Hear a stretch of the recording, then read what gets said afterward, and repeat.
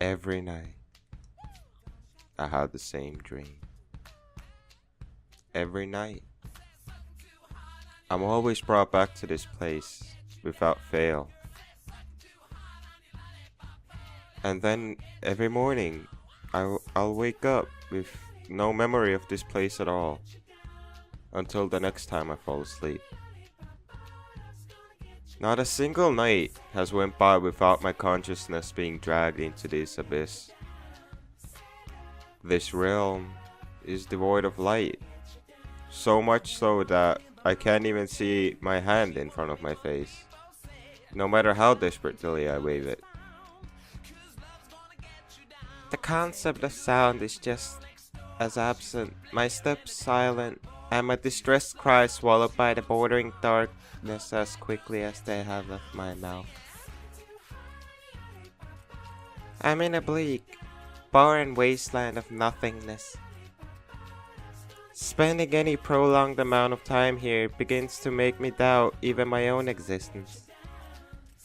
Yet, despite the feeling suffocated by a striking absence of anything, I know I'm not alone. Something is watching me, stalking me from the shadows. I can't say for sure what it is, but every once in a while I'll catch sight of something from the corner of my view. A pair of burning bright eyes fixated purely on me, just like Eurobeat's loneliness, but they hate me, just like Eurobeat. Despise me, just like his loneliness and depression. There's an overwhelming sense of animosity radiating from whoever they belong to, as a fucking Eurobeat. I know they want nothing more to lash out and attack me, but something is holding me back. A force they truly despise. Invisible chains that bind and restrict them from the only thing that's on their mind.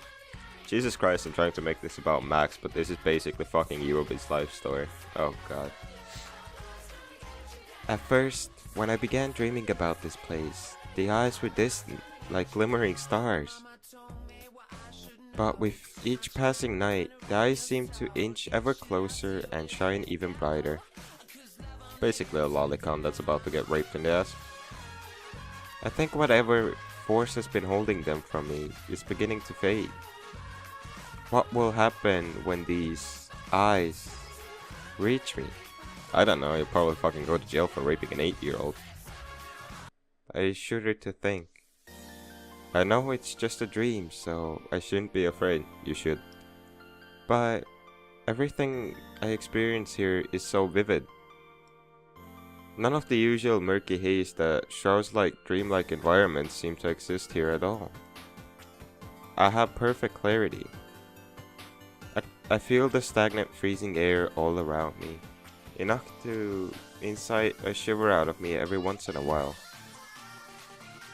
Since I'm so used to this kind of dream, I know how it'll end. I'll wait for the darkness for what it seems like an eternity, never finding anything, until the morning finally comes and pulls me out of this nightmare. At least, that was how it usually ended. Something is different tonight. Those hateful burning eyes that always kept just out of sight before, I'm suddenly confronted by them. Fucking police again. Never before have they been so close. Never before have I started straight back into them. Fucking abstract. Their narrow piercing gaze roots to the spot and the shooting pain surges through me. Fuck. I can't move. I can't breathe.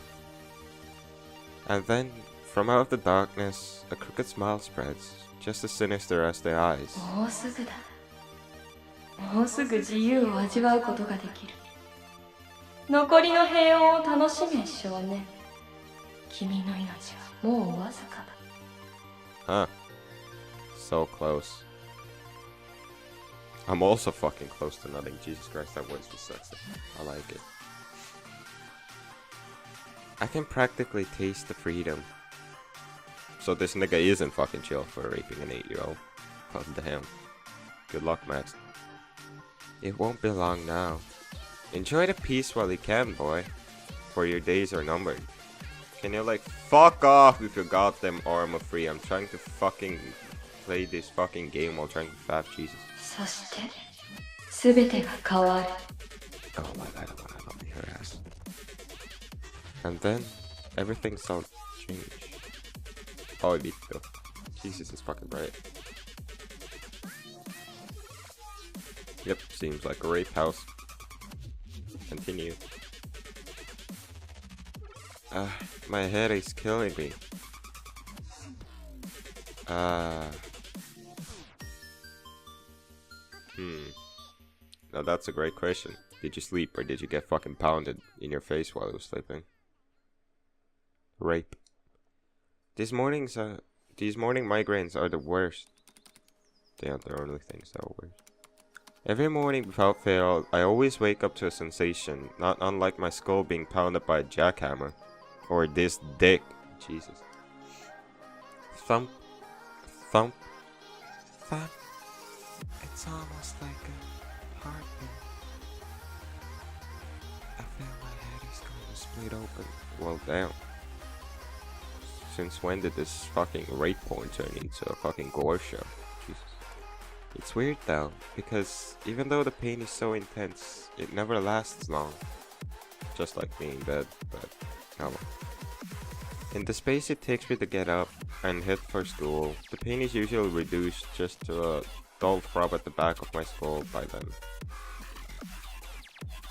So it isn't too much of a hassle in the grand scheme of things. But it certainly isn't a fun way to wake up. I just find it odd how consistent it seems to be. Anyway, enough pondering these weird mysteries. It's time to tackle the day. My dick's already wet. After a moment of wrestling with my blanket, I swing my legs around and drag myself out of bed. That's nice. A quick look at my bedside clock tells me it's still early. Too early. If I had it my way, the world wouldn't start until at least a good way into the afternoon. But sadly, life isn't that wonderful. Pulling back the curtains to let the light flood into my room, I suppress the urge to let out a hiss, almost blinding myself in the process. It's too bright. The rest of my time getting ready is spent fighting with my uniform, a tie becoming all more problematic to put on when you're half asleep. Oh god. I think I've actually got my hand stuck in it. A hand stuck in your ass. Now that's a problem. Almost choking myself to death in the most pathetic fight ever. I've finished putting on the tie, the rest of my uniform complying peacefully with me. Well, you know, if you're going to the forest to fucking hang yourself, then you know, I don't think you actually need to make it tie nice and shit. Just have fucking, I don't know, someone come film it. Cough cough. Unable to find the calm, I settle for just flattening my hair down with my hands. Fucking hell, why did I say flattering? Blinking into the mirror, I'm left staring back at someone with messy black hair. Great thing for porn. It's close enough. Somewhat dressed and somewhat ready, I stumble out of my room. My legs still not fully awake. Uneven steps carry me dangerously down the stairs, and I soon emerge into the kitchen. Jesus Christ, I should fucking rob this place. Like, I'm fucking broke as hell and they have a lot of nice things. Yeah. I'm greeted by silence. The kitchen is empty, because I stole like half the shit from there. A familiar scene for me. My parents are what you might call workaholics. Basically, they spend more time at their respective jobs than they ever do here. I only get to catch them during the evening while we're eating, and then everyone is off to bed and the cycle repeats. Don't get me wrong, I understand they have to work in order to keep us living comfortably, so I don't hate them for it. It just gets, I don't know, lonely, like Eurobeat. Oh well. There's no use moping about it. It's been like this for years, so I don't know why I was getting all emotional about it now. The plus side of not being around is that I quickly had to learn how to cook for myself. It's amazing how fast you can adapt to that sort of stuff when you're starving. I don't think I have enough time for anything fancy to eat for breakfast, so I'll settle for toast. You can never go wrong with toast. Okay, you might be able to go wrong with toast. I have some traumatic flashbacks to when the toaster erupted into flames. What the fuck were you doing?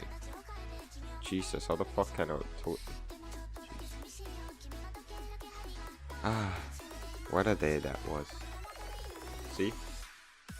The main protagonist is playing a set of course on it. Well, that's nice. But I've learned from my mistakes now. It won't happen a third time. Having devoured only slightly charred toast, I sling my bag over my shoulder before starting to go toward the front door. I give the empty house one last look before opening the front door. It's kinda depressing to have no one to say goodbye to. But again, this has been the same for every weekday morning since forever ago.